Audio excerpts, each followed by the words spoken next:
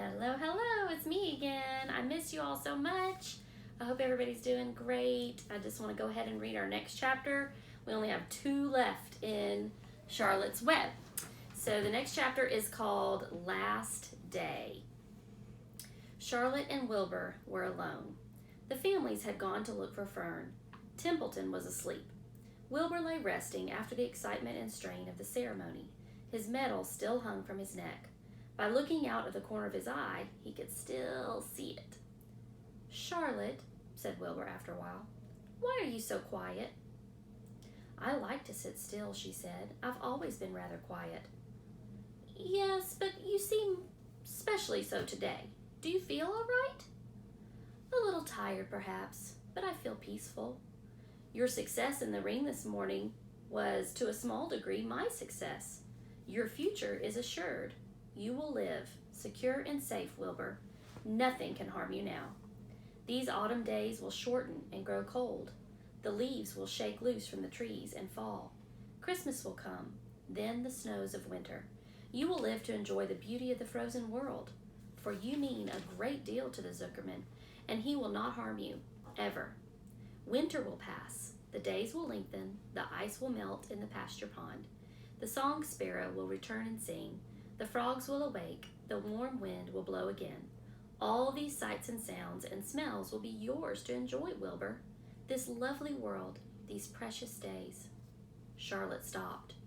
A moment later, a tear came to Wilbur's eye.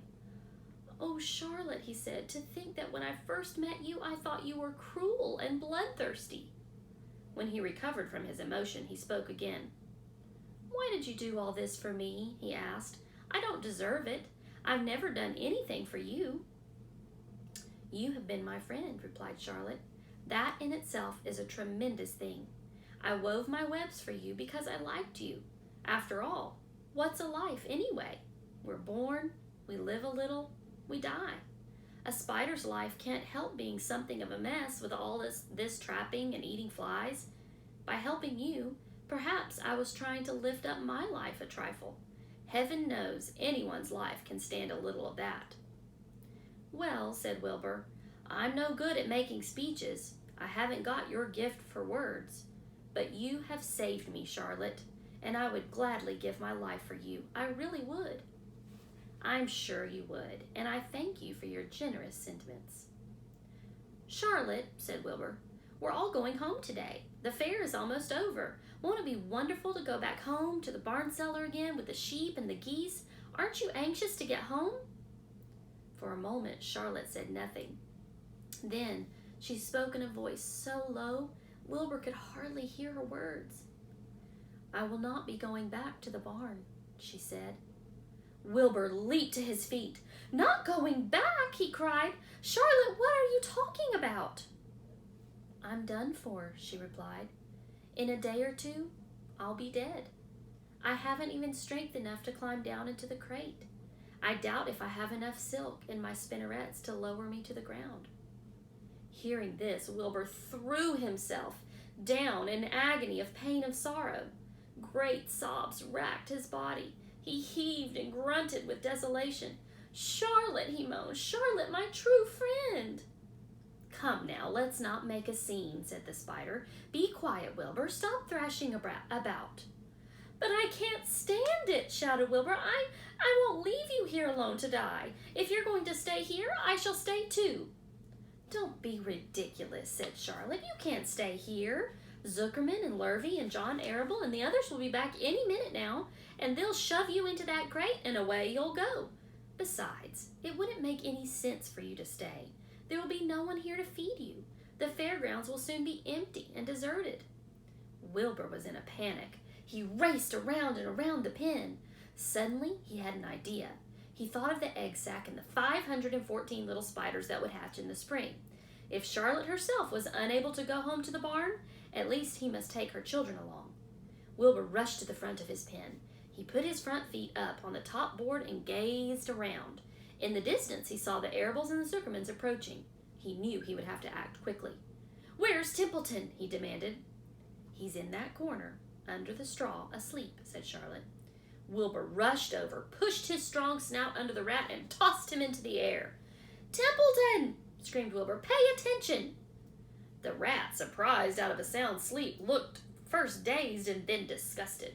What kind of monkey shine is this? He growled. Can't a rat catch a wink of sleep without being rudely popped into the air? Listen to me, cried Wilbur. Charlotte is very ill. She only has a short time to live. She cannot accompany us home because of her condition. Therefore, it is absolutely necessary that I take her egg sac with me. I can't reach it and I can't climb. You are the only one that can get it. There's not a second to be lost. The people are coming. They'll be here in no time. Please, please, please, Templeton, climb up and get that egg sac. The rat yawned. He straightened his whiskers. Then he looked up at the egg sac. So, he said in disgust, so it's old Templeton to the rescue again, is it? Templeton do this, Templeton do that. Templeton, please run down to the dump and get me a magazine clipping. Templeton, please lend me a piece of string so I can spin a web. Oh, hurry, said Wilbur. Hurry up, Templeton. But the rat was in no hurry. He began imitating Wilbur's voice. So it's hurry up, Templeton, is it? He said. Ho, ho. And what thanks do I ever get for these services, I would like to know? Never a kind word for old Templeton. Only abuse and wisecracks and side remarks. Never a kind word for a rat. Templeton, said Wilbur in desperation, if you don't stop talking and get busy, all will be lost and I will die of a broken heart. Please climb up. Templeton lay back in the straw. Lazily, he placed his forepaws behind his head and crossed his knees in an attitude of complete relaxation. Die of a broken heart, he mimicked. How touching. My. I notice that it's always me you come to when in trouble, but I've never heard of anyone's heart breaking on my account. Oh, no. Who cares anything about old Templeton? Get up, screamed Wilbur. Stop acting like a spoiled child. Templeton grinned and lay still. Who made trip after trip to the dump, he asked. Why, it was old Templeton. Who saved Charlotte's life by scaring that Arable boy away with a rotten goose egg? Bless my soul, I believe it was old Templeton. Who bit your tail and got you back on your feet this morning after you had fainted in front of the crowd? Old Templeton. Has it ever occurred to you that I'm sick of running errands and doing favors? What do you think I am, anyway? A rat of all work? Wilbur was desperate.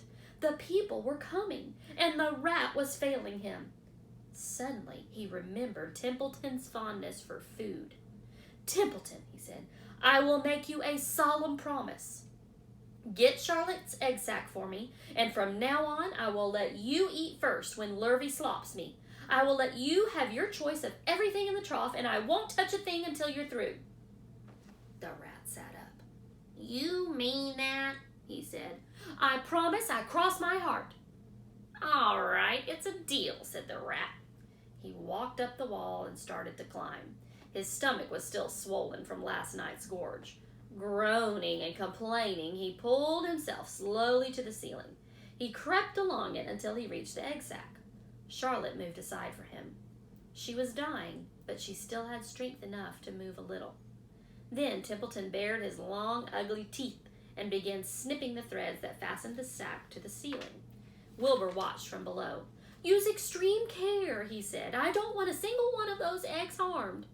This stuff sticks to my mouth, complained the rat. It's worse than caramel candy.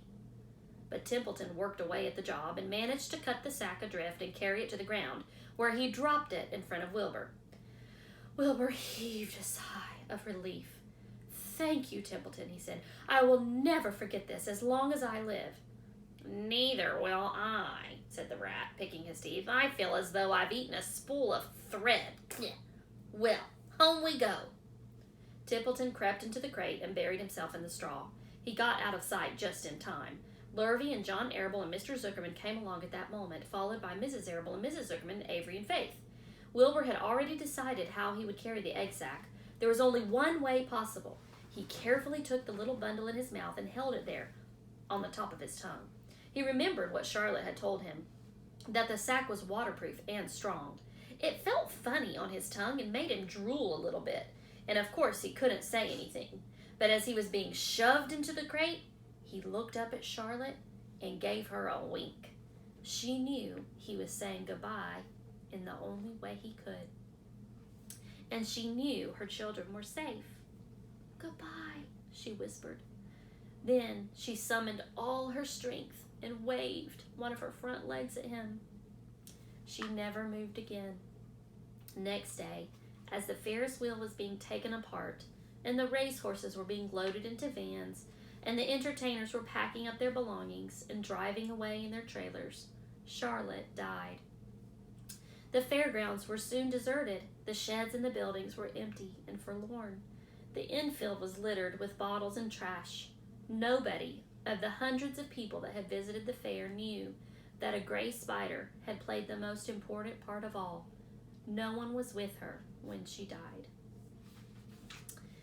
That's the end of that chapter, and it's kind of a sad ending. I know y'all are sad about Charlotte like I am, but come back tomorrow because we have one chapter left, and it is a good ending, I promise. All right, love you all. Talk to you later. Bye.